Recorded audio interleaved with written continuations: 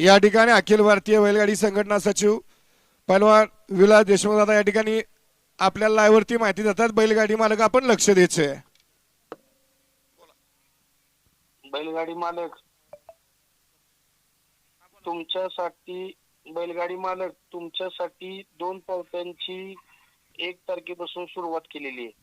तुम्हाला सगळ्यांना सांगितले स्वतःच्या नावावर पळायला लागणार आहे।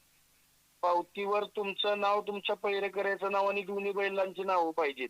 जर आजपासून तशी पावती जर कुणी नोंदवली नाही, समजा एकाच बैल मालकाचं नाव आहे आणि बैलाचं नाव नाही, असली पावती असली तर ती साईडला काढून ठेवली जाणार, त्याला पळायची संधी मिळणार नाही।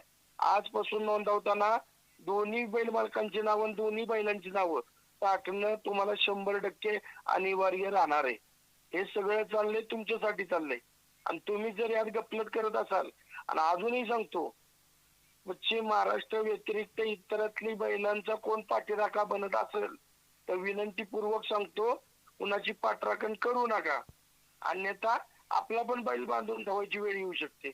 त्यामुळे माझी तुम्हाला विनंती आहे, आजपासून दोन्ही बैलांची आणि दोन्ही मालकांची नावं पावतीवर टाकावी लागणार, हे लक्षात घ्या सगळ्यांनी।